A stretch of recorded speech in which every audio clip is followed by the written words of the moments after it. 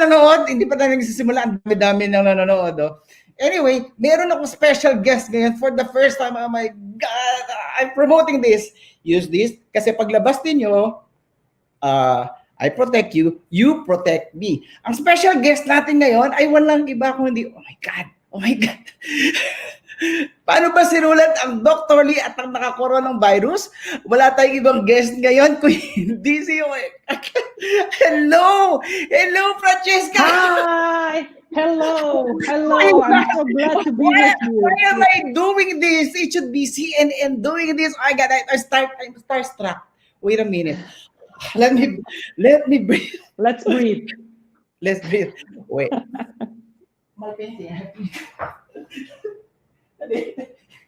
Oh wait. Okay. We have Francesca Cavallo here, the writer of the writer of Good Night Girls. Okay, I'll read it. Okay. Francesca Cavallo is the co-author of the New York Times bestseller book series Good Night Stories for Rebel Girls, which has sold more than 4 million copies and has been translated into 50 languages. In 2019, Francesca started Undercats Incorporated with the mission of radically increasing diversity in children's media. Dr. Lee, The Crown-Wearing Virus, is the first book published by her own company. Okay. Oh, by the way, okay. So, because I'm excited, I'm sorry. It's all right. Oh, by the way, I would like to tell everyone that I have here the book. Yes, of course you do. You are the reason why the book is published in the Philippines. So thank you. Thank you so much. Thank you too for this book. I'm excited for the questions later. I have here the book, Dr. Lee, and The Crown-Wearing Virus, which Lampara Books has translated into Filipino by the award-winning writer Eugene Evasco, who unfortunately could not join us today. This is originally written by our guest, Francesca Cavallo. Mm-hmm. It's a Cavallo. It's Cavallo. No, Cavallo. It's Italian. Yes. And illustrated by well-known artist Claudia Flandoli, who unfortunately cannot join us also. Yeah. And let's talk about the book. Mm-hmm. Francesca, let's talk about Francesca's journey in writing the book. So if you have questions, feel free. Actually, Francesca, there are questions now. I couldn't flash it. We couldn't flash it, maybe because I'm excited to ask my own questions first. This is an informal discussion. Don't worry. Okay. Wait. I couldn't contain myself. As I've said, it should be CNN doing this, not me. And it's an honor for us, for Lampara Books, to be talking to you, to a best-selling writer of New York Times. Thank you so much for having me. I'm really happy to be with you, even though I would much rather prefer to be there in person because I have never visited the Philippines. So hopefully when this pandemic is over, I will come and visit you in person. Yeah, first and foremost, how are you there? I think you are in Rome right now. Is it correct? Yes. I am in Rome. I am usually based in Los Angeles, but I came here at the end of March because I didn't want, when they started talking about closing the borders between the United States and Italy, I was afraid to be stuck there so far away from my family. So I came to Rome and I expected to be away from Los Angeles for a couple of months. And instead, I think all in all, it's going to be, several months before I go back to California. Oh, okay.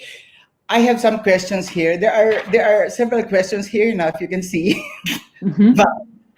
But allow me to ask my questions first because I'm very curious. In modern literature, you are now regarded as a brave writer, right? Mm-hmm. They know that. I'm happy to hear that. Because good night stories for rebel girls are for women Mhm. who make a difference in the world, correct? Yeah, So yeah. it's a brave one. You are now Mhm. regarded as a brave writer. What gave rise to this reputation? How do you feel about this compliment? Has this affected the way you write?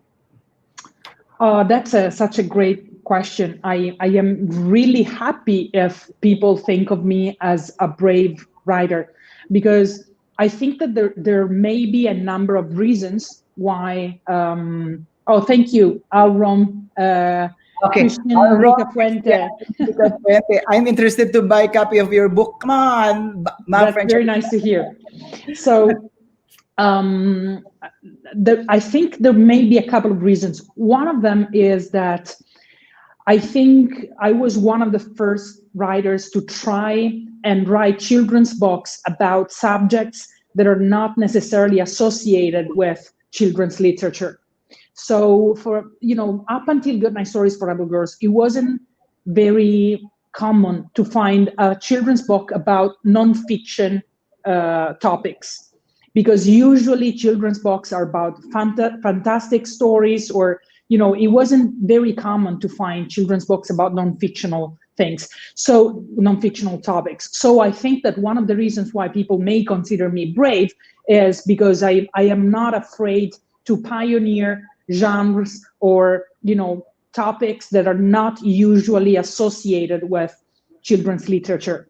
Another part of it is that in my way of navigating the publishing industry, I am usually not afraid of travel very uncommon roads. So normally, as a writer, you create a proposal and then you shop it around to find a publisher. And in my case, Good Night Stories for Rebel Girls was born out of a Kickstarter campaign.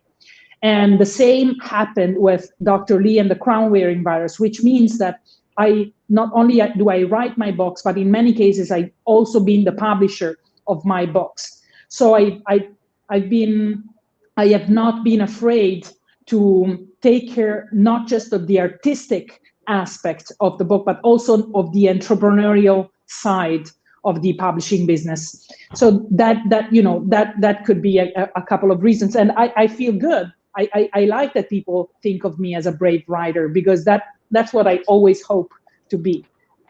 Okay, about the research. Mm-hmm. I will read it in I'll read uh, uh, uh, I'll read it in English. This thing really struck me.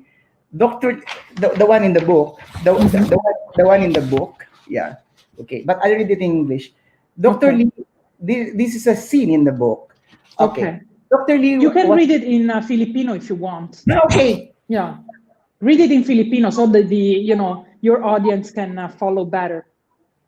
Yeah. So that they will just buy it in the Filipino. I'll read it. Yeah.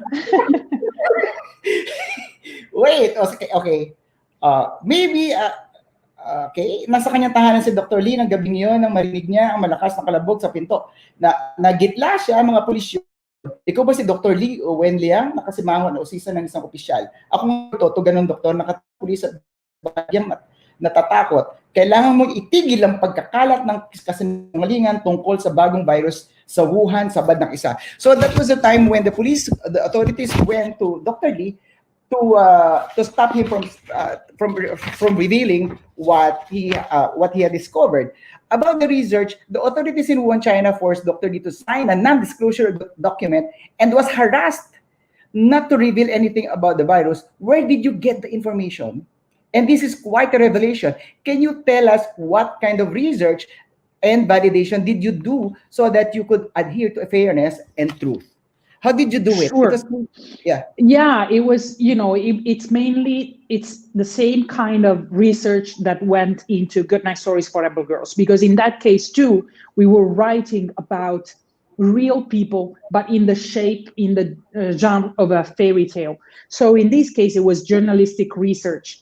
In other words, I looked at all the articles that had come out on Dr. Lee from reputable news sources like the New York Times, BBC, The Guardian. So sources that are very well known for their ability to fact check the information. And most of these information came directly from Dr. Li Wenliang, because as it's told in the book, what he did was when he when he got COVID, from his room in the hospital, despite the threats of the police, he started giving interviews to all these international media outlets, because he wanted people to know what was going on in his hospital and what was going on in China with the censorship that he had been a victim of.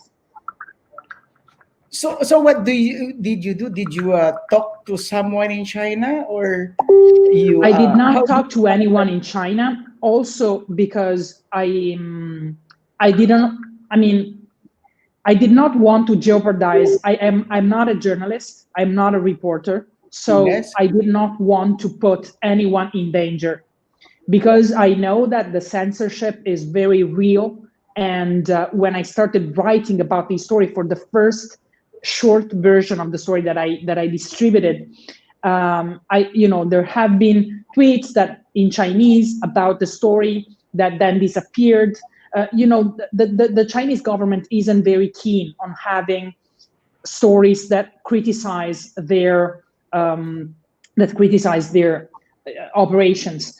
So I relied on international news outlets to verify the veracity, the truth of the story. Okay, but there's a question here uh, Mm-hmm. from Alrom Christian Pirica Fuente. Ma'am Francesca, that's how we address. Uh, Mm-hmm. that was that's showing respect Thank to you. to a famous to a famous writer like you, Mom Mm-hmm. Francesca. What are the usual themes of your children's literature? The usual theme. The usual themes of the books I write are gender equality. Of course, Good Night Stories for Rebel Girls is a very big book on that, because it features hundreds of bedtime stories that are inspired to the life and adventures of hundreds of extraordinary real women from all over the world. And so gender equality is one theme. The other theme is equality in general. So, for example, I hope maybe next year for Christmas, we will publish my Christmas book in the Philippines that is called Elves on the Fifth Floor. And this is a Christmas novel about a family with two moms and three kids. So in that case, the theme is more leaning towards equality for the LGBT community. But with Undercats, the other themes that are very important to me are racial equality. So I will publish more books about new narratives of people of color. And also another theme that really matters to me is the stories of people with disabilities.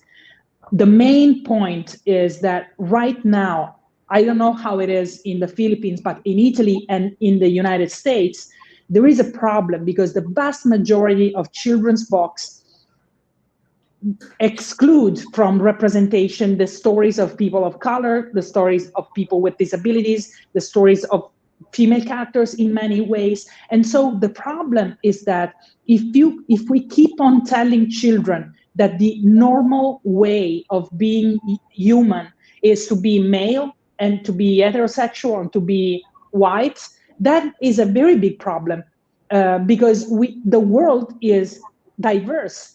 And I want children to see the world in all of its diversity. And I want also to sort of disrupt this Western-centric narration that there is in children's literature, and that is very dangerous, because it plants the seed of racism when kids are very little. And instead, if we expose children to diversity ever since they are very young, it will be, in my opinion, much harder for them to develop the virus of racism or misogyny when they grow up. Oh, that's very, very interesting. I think I couldn't wait for the books. And Yeah, I think hopefully we'll publish more together. in the Yeah, Philippines. why not? Why not? We already started it. Yeah, yeah, yeah, yeah. Okay. In your book, Dr. Lee, this one, or now it's in Filipino, si Dr. Lee at ang nakakaroon ng virus, which is originally written in English, is that correct? Dr. Hmm. The crown-wearing virus, a child named May was May played an important role in this disseminating the information about the virus. Why May? Why did you choose to write from the point of view of a child? Yeah, that's really important to me. So the way this book was born was I first during the first lockdown, so last March, an Italian magazine came to me and they asked me to write a fairy tale about coronavirus.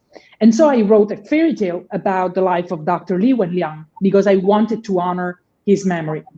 Then this little tale went viral and 60,000 people downloaded it and volunteers translated it into 38 languages. At that point, many of the people who downloaded this short story asked me to make a book of it.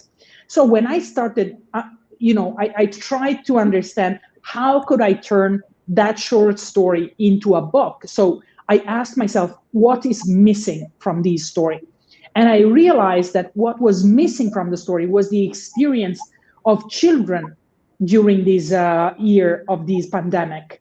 Because it's very, despite the fact that children are severely affected by huge historic events like wars, like this pandemic, it's very rare that we record their perspective, right? So even though they will forever remember that they were children and that they couldn't go to school, or they had to stay home for many, they couldn't go to the gym, they couldn't do dance or all the things that they do usually, they couldn't see their grandparents maybe. It's very, no one is sort of recording the experience of children.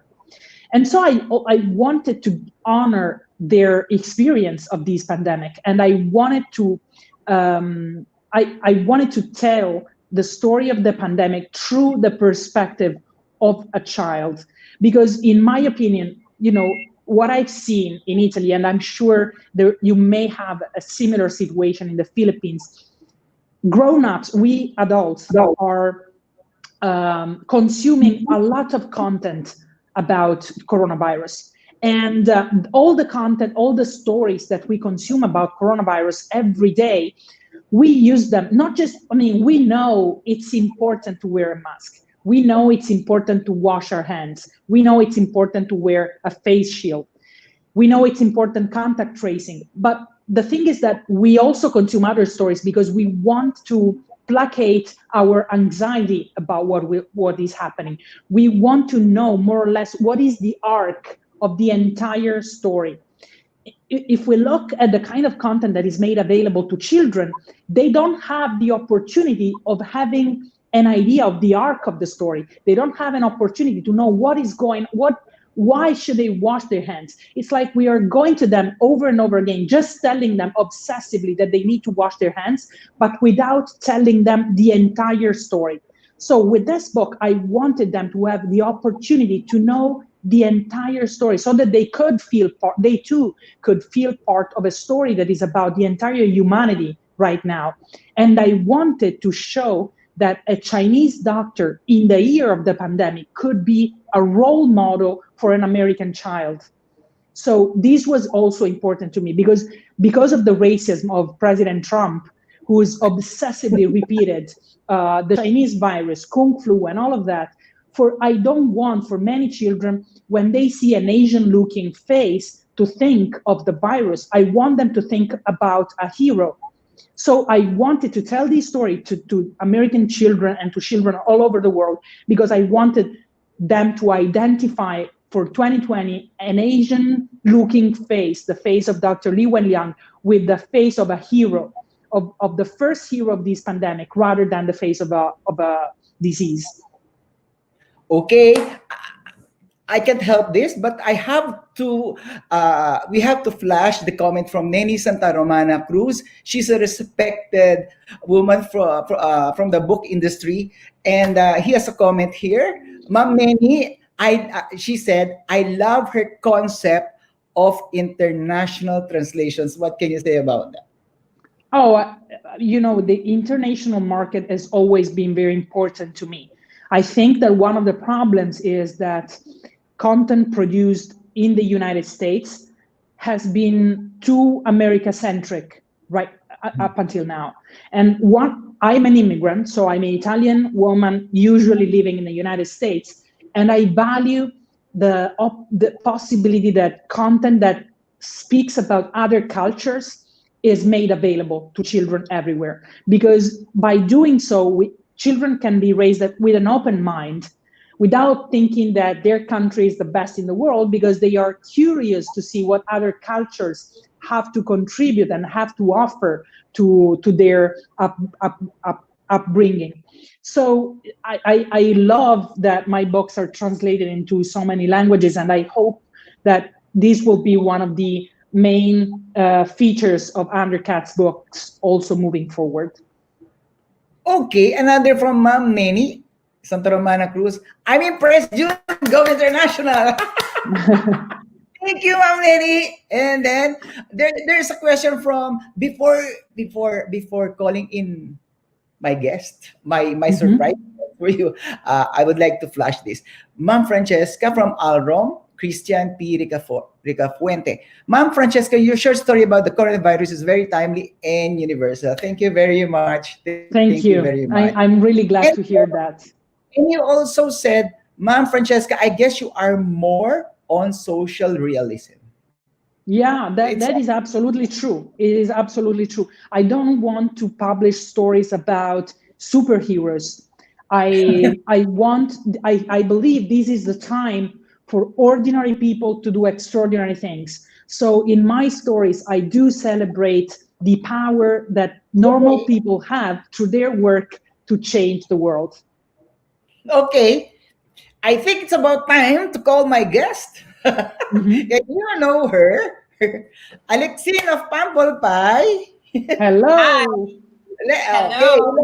we'll just talk. This is informal, you know. You've been here for how many times already? Is it your second time or third? I think this is my third or second. Sure. But I Alexine know here, we've been doing this for a while. Hi.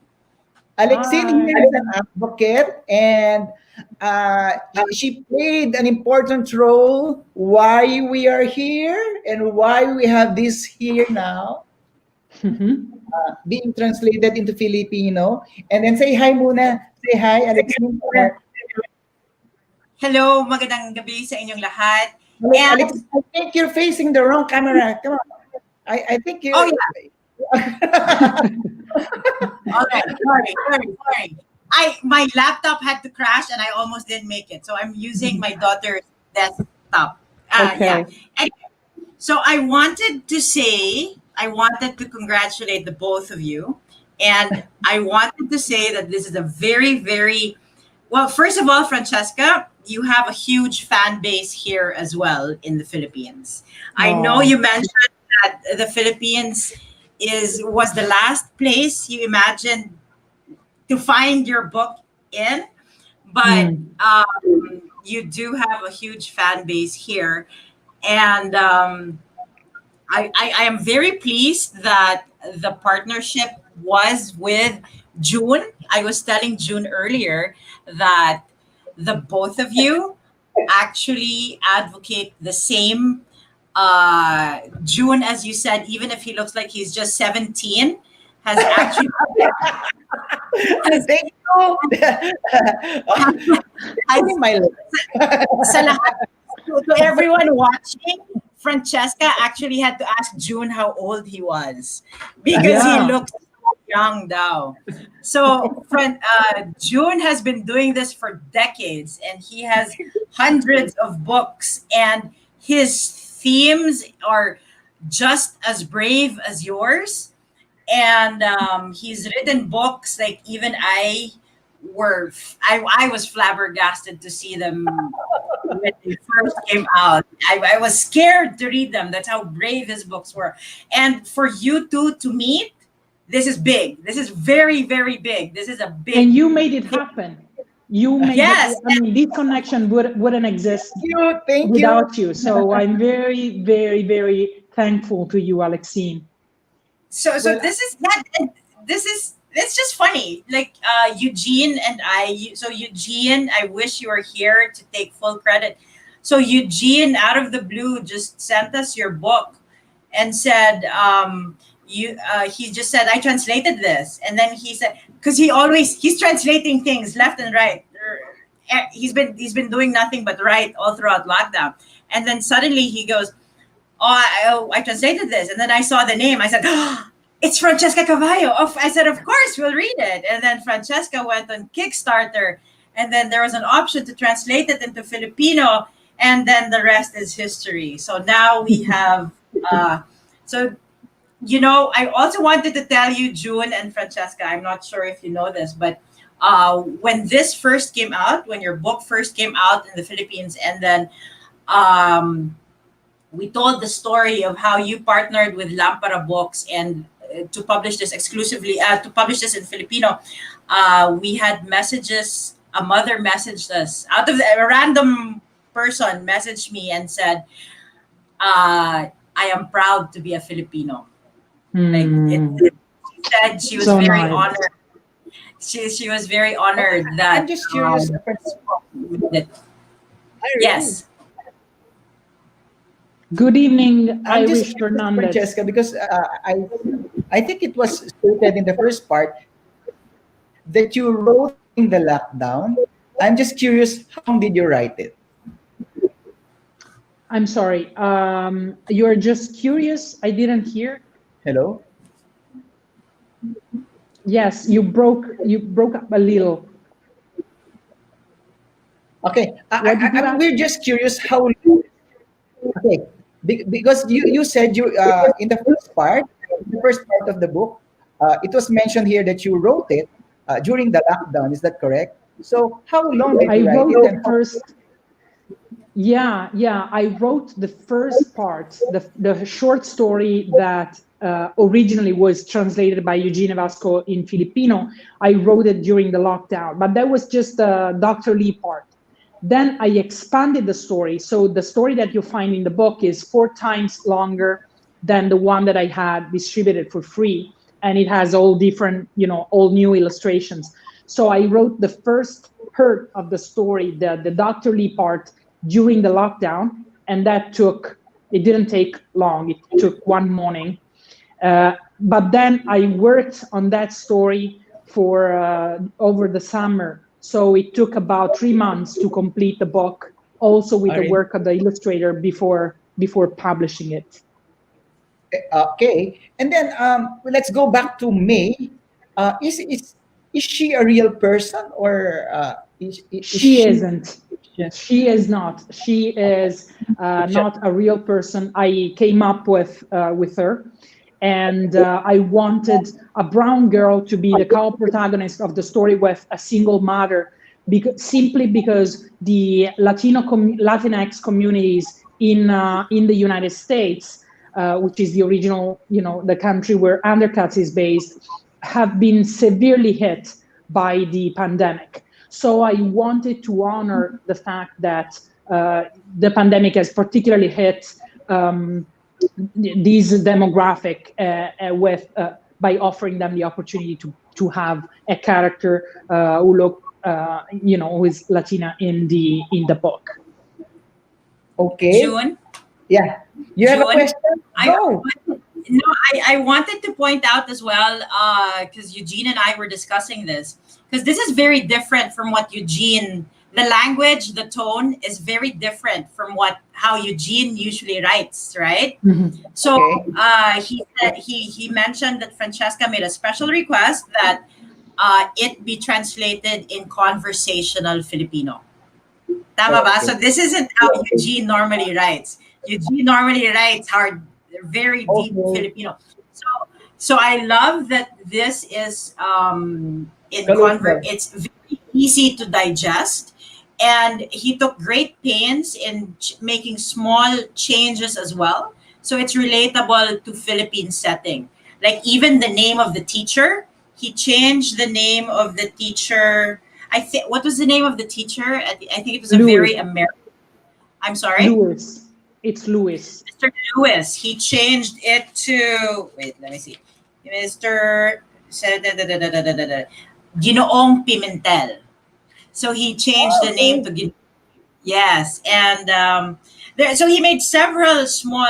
It's hardly noticeable, but it's there. And I have a 10-year-old daughter, and she appreciated this book very much because the questions, the fears, all of a child, which we are not aware of, and sometimes they don't verbalize it, or they cannot verbalize it.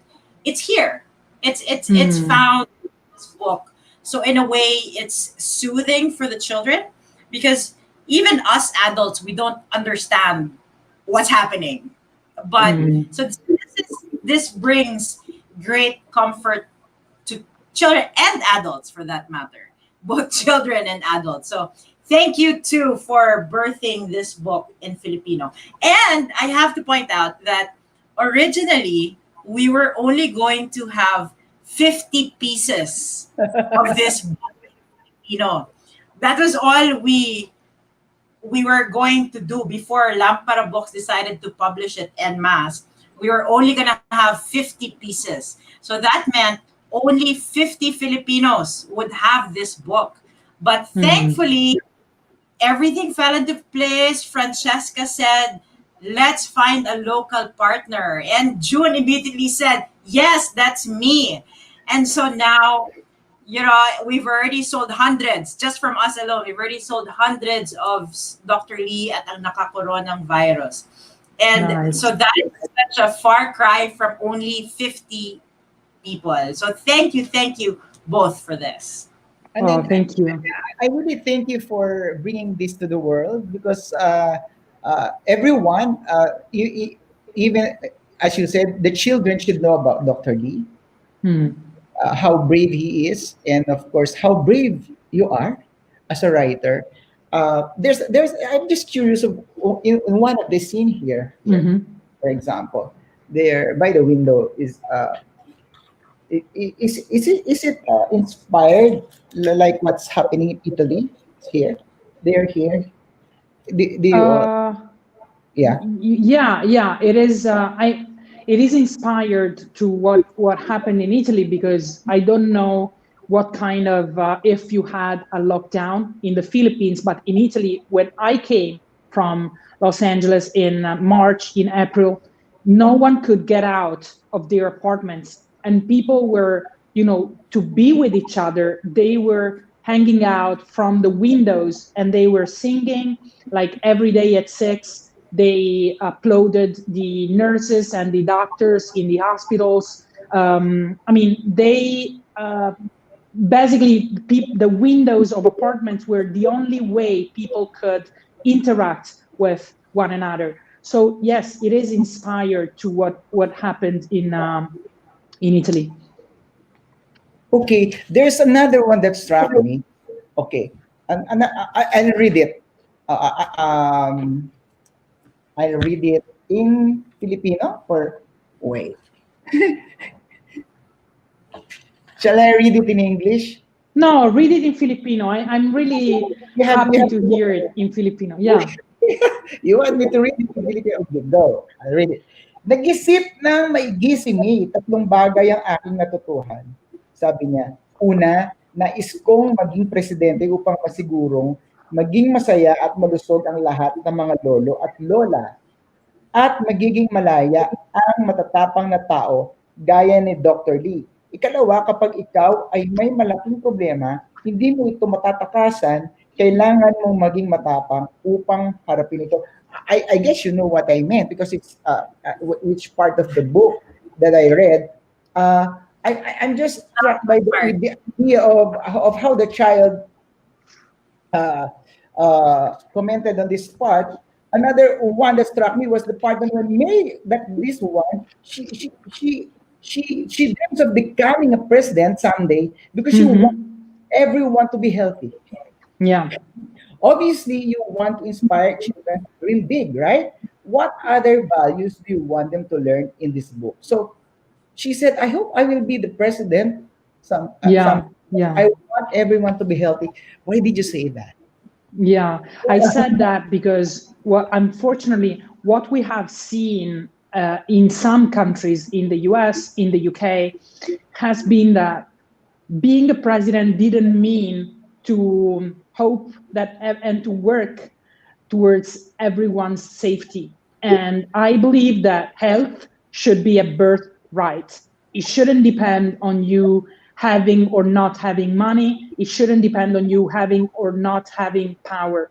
Health should be a birthright of everyone. So I, I wanted children to reflect upon that, especially in countries like the United States, where health is a privilege rather than a right.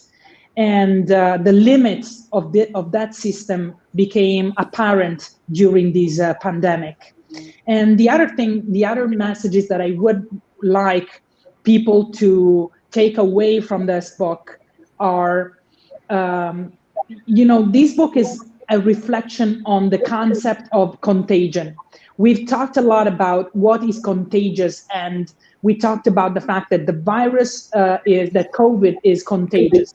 But there aren't just bad types of contagion. There are also types of contagion that are good, because happiness is contagious, generosity is contagious, and taking care of your neighbors is contagious. So I wanted children to reflect upon the fact that they can put good energies around them, and that and have faith that those energy will multiply even when it's good, not just when it's a disease. And the other thing that I wanted them to learn from this book is that there is a lot of value in doing the right thing, even when it's hard, even when it's difficult. That is the main example of Dr. Lee. He was threatened by the police. He didn't know if they were going to put him in jail, but still, he did what he believed was right in that moment. And that is what made him a hero. And the other part is that I must confess that I am rather disappointed by the sad spectacle that the United States is offering the world in the way they are handling this pandemic, because by not taking care of one another, we are not honoring our true nature of what makes us human, is our ability to feel compassion for one another. And this is what I meant in the dedication that opens the book, and that is very important, not just in the face of the pandemic, but also because of the crisis of global warming, that we need to learn how to take care of one another, and that one's happiness is everyone's happiness. And if that's okay with you, I would read the dedication that opens the book to clarify what I mean. The dedication that opens the book, I read it in English because unfortunately I still cannot speak Filipino, It's okay. is to Dr. Lee's children and to the brave children of the world. As you build the future of our planet, may you always remember this extraordinary time when we found out that we do not walk alone, that when one of us falls, we all fall, and when one of us rises, we all rise. Yeah, I think I know that. That's the end part, right? That's the beginning, the beginning. There's an end part here where you said in Filipino, because it's in Filipino. It's this part in the Um, Filipino book. okay, para sa mga okay. But on the last part, it says ang panghuli, kahit na tayo nag-iisa, all of us know it's na tayo magkainay. That's the last part. Well, I don't have it here in English. The last part, I don't want to say it because it might spoil. Yeah. Let's not. Yeah, it's a hopeful. Yeah, That's it is. It must hopeful. be. when Yes. you write for children, you cannot leave them with despair. You, in my opinion, you always, I want them to be made aware of the problem. So I don't want to just shy away from talking about problems, but I always try to leave them with a message of hope rather Yeah. than despair. Well, actually, I don't. Okay, can I just read it in Filipino so that they Yeah, could sure. I mean, I mean whatever you the want. viewers could at least understand what you wanted to say here. Okay. At panghuli, kahit na tayo nag-iisa, lahat tayo magkakaugnay kapag ang isa sa atin ay nakabangon. Lahat tayo ay makakabangon. Hindi lamang virus hindi lamang virus ang maipapasa, tugon niya, pati na rin ang mga bahaghari. So it was hopeful on the last part, and then on the last part we have the notes here. Okay. Okay. So that's how it ended. It's full of hope, isn't it? Yeah, So yeah. do you Alexine, do you have any more things to say? Okay, Do actually. Louis, Belo Cora, that's true, ma'am. The one you said before about the writing. I think I can learn a lot from you. And then there's a question from Arom Christian Pirica Puente. Ma'am Francesca, do you have tips for aspiring writers like me? Okay, are we going to do a workshop? Okay, just Yeah, tips. yeah. Well, my main suggestion is to write, because the only way of getting better at writing is to write. And you can start from short stories, you can start from anywhere, really, from plays, whatever you feel like writing. But when you struggle with the story that you're writing, and you sort of you the main block that I see in young writers is when they start to write, you try to write and edit at the same time. Instead, in my case, I try to write without judgment. I try to write the one thing, like I give myself 1 hour, for example, and I just write whatever comes to mind without judgment. And then only after I go back and I try to edit what I wrote. But if you're judging what you're writing while you're writing it, that becomes too hard. So my first piece of advice would be, don't try to write and edit at the same time. Just write the whole thing and then go back only later to look at what you did. That's a nice tip. Just write and don't judge what you write. Is that correct? Okay, Mary Rose is a teacher. Good evening, watching from Valenzuela City. I love the storybook so much. I hope to be able to share the story to more students this holiday break. Congratulations to Miss Francesca, Undercuts Media, Lampara Books. Thank you, Mary Rose. Thank you very much. Thank you. And uh, uh, any more message? Any more? Do you have anything to say about what you've written and the books that you will write in the future? Well, I'm working on a number of stories, but the main thing that I would want to leave it with is that one of these call with you and with Ma'am Alexine, Sir June and Ma'am Alexine, is this call and being with you this morning is for me one of the things that I'm happiest of for writing this book, because when stories bring people together, it means that they are working. When stories create an opportunity for people who didn't know each other before to meet and to work together on something, especially this year that we've been so distant from one another, this story brought us closer. And this is one of the reasons why I am so proud of having written this book. And I'm so honored that you reached out about my work and that you made this happen. And I want to say something about Lampara Books, because I have a lot of experience in publishing my books in many countries in the world. And it's incredibly rare to find a publisher that so quickly is able to jump on a project and come out with a book. I mean, I'm not talking just in the Philippines. It's rare on planet Earth to be able to pull off something like this with this level of speed and quality. So that's really a big testament to your value as a publisher at Lampara, and I am proud of what we did together. I'm proud of the partnership with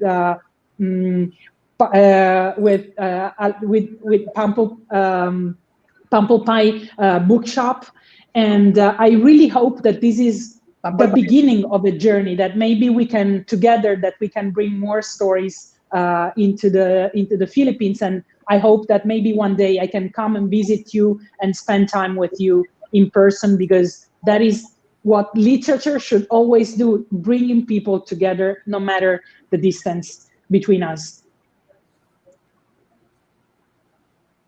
Oh, well, I should June is have asked this from the start. Huh? Hello?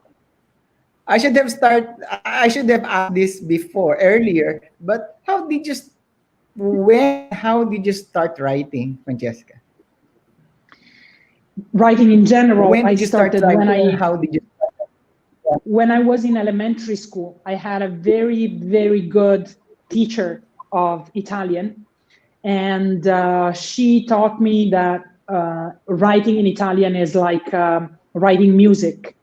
So she taught me, and I mean, this is incredible, because she wasn't just teaching us grammar, but she was teaching us the pleasure of writing in a way that it had rhythm, and it has a pace, and I honestly, the fact that I write children's books that are usually meant to be read aloud, I often go back to my lessons in elementary school, because that teacher was teaching me the sound quality of what I wrote. So I don't think it's by chance that I started writing things that are mainly read aloud.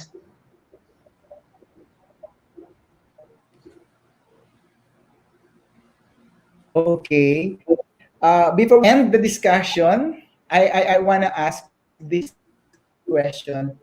Maybe you have any message later, but I want to ask this question. With this pandemic, with what's happening, Francesca. Oh, we lost June. Oh, yeah. Well, it's just you and me now. Well, I wanted to say, I did want to say that, so Nong's dad, Adriana's dad, read this as well. And even he was shocked with the content. And I mean, the initial content, and how bravely you told the story of Dr. Lee. But then the fact that you used such a simple, you showed in the story that, exactly as you said, a simple act. And all it takes is a simple act, and you can change the world. And June, I just wanted to tell Francesca that this really resonated with my daughter. In fact, the ending where you say, "I want to be president," or she says, "I want to be president," and that's exactly how my daughter thinks. That's so. So this to her was a real gift during this pandemic. So I'm really glad to hear that. Yes, I can't stress enough how everyone needs to have this book. If there's one book you need to close this year with, it's this book. Thank you so much. Thank you. And how fast can you churn more books? How fast can you produce more? We want to see more. I think it'll be pretty fast. So I sent you the new one, the Christmas one, maybe for next year, but there will be more. And I hope to, keep in touch now that we met each other, so that we can bring more brave stories to the Philippines.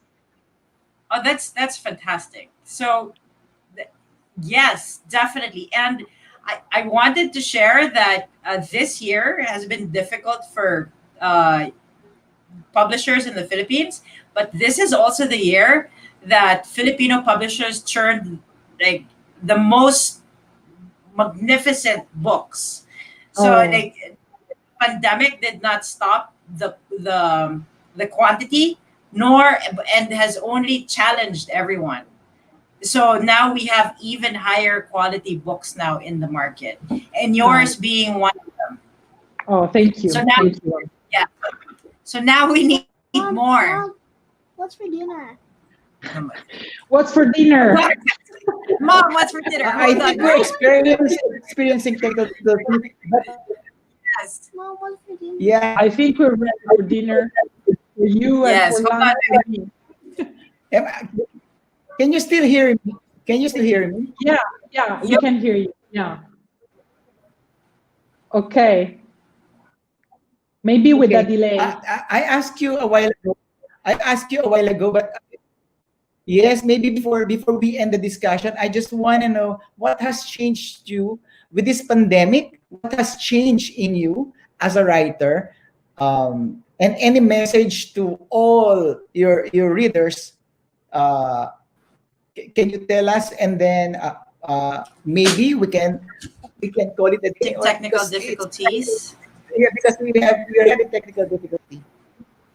Yeah. Well, what changed me in the pandemic is that I am.